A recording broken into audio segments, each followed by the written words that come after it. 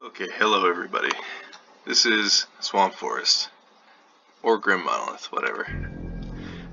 Anyway, I'm playing a new standard deck, and I'm playing red-green dinos, and I'm playing against Naya dinos, but this is game 2.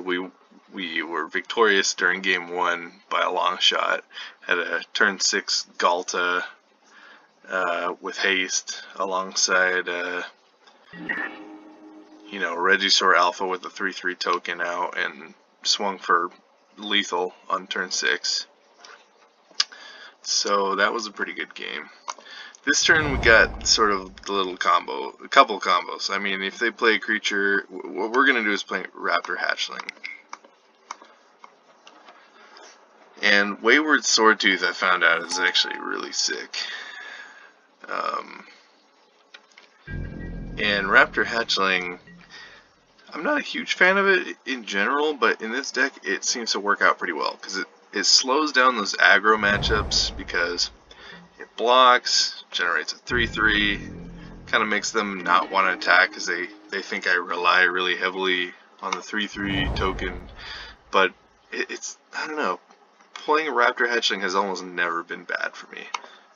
And I could say the same with turn 3 Wayward Swordtooths, unless... Now notice this. It's not going to get countered, obviously. It comes into play and we automatically have priority. So no matter what, when you play a Wayward Swordtooth and it resolves, if you have a land in your hand, you always get to cast it and get value. So even if they remove the Wayward Swordtooth or it does nothing, it at least kind of ramped you up. It's card disadvantage compared to like a normal ramp spell, but usually if you don't die right away, it becomes a 5/5 dino, which is also cool. And you can play extra lands every turn.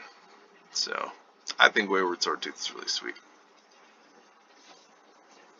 Savage Stomp is I consider that a combo kind of with, or it at least synergizes pretty heavily with both Wayward Swordtooth and Raptor Hatchling, because in that play sequence that we just did with the Raptor turn 2 into the Wayward turn 3, we can play a green mana source and then Savage Stomp something with either, whichever works better.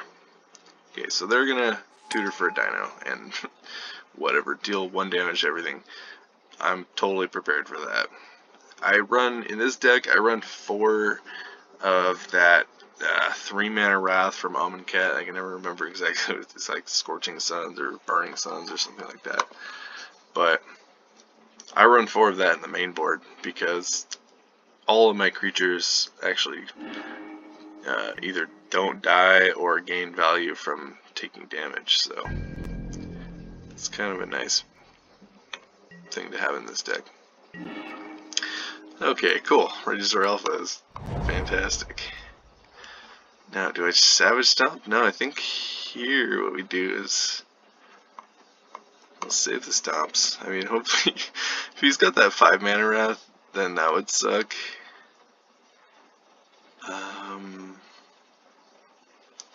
But I also want to activate that Wayward Swordtooth. Ooh, but we could actually just make a bunch of 3/3s with the Savage Stomp, because the Raptor Hatchling gets the 1/1 counter, so it wouldn't die on the first fight. It wouldn't die in the second fight, but the Forerunner... Yeah, I kind of like that. But Regisaur Alpha is just too good, especially on turn 5. It's so on curve.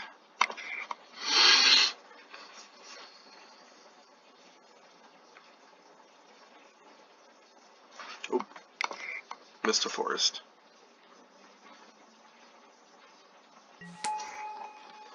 Okay, make a 3/3 token.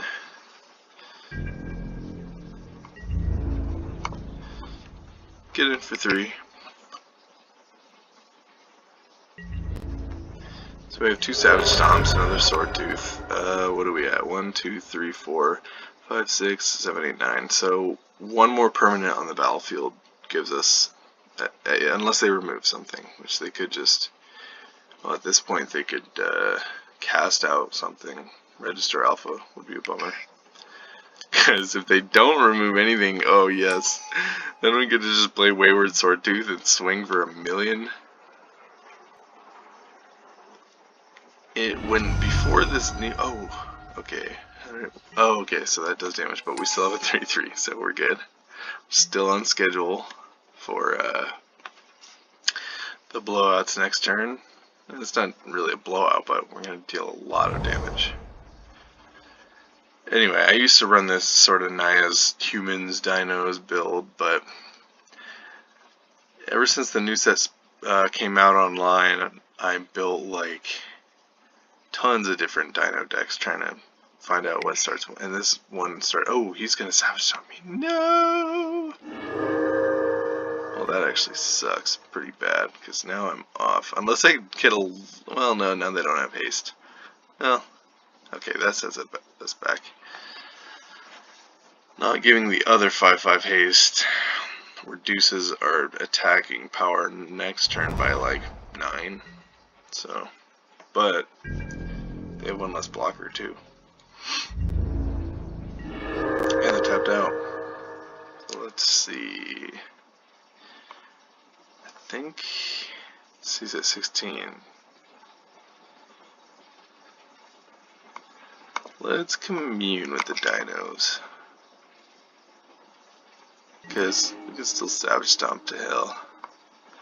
Raptor, Register Alpha is a good hit, I suppose. Oh. Okay, I have a good, okay.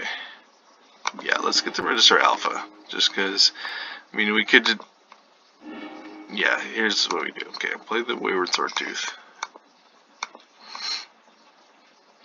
Because that alone, I think, gives us... Oh, no, it doesn't give us City's Blessing. Dang it! Well, maybe a land would have been better, because we can attack for 5 right away. But next turn, we have Super Duper Lethal, which is good. And we will do our own Savage Stomp, get rid of their blocker, and attack for 12. Seems good. Oh, no. God, I'm so dumb. Keep forgetting that we don't have City's Blessing. Okay, well, we get in for 6. Yeah, probably just getting the forest would have been better there. Because then we could have attacked for 12. I have a feeling they don't have any real wraths in that deck, though. Just because they're running dinos. Like, I wouldn't run a... what is it called? You know. That red wrath. Commune. They're gonna commune with the dinos. There's like this really elder Triceratops in this picture where these two guys are like, hey, do you know where I can find a creature or a land? And then Triceratops was like, yeah, here you go, Sun Petal Grove. Plays the Sun Petal Grove. Sun Galprove.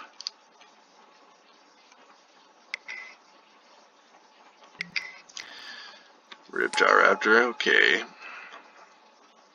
Wayward Swordtooth just gives a really nice ramp dynamic to the dino play. I mean, dinos is just... There's so much good removal in standard right now that it's hard to get a lot of dinos on the battlefield. See, now we play land. We have 2...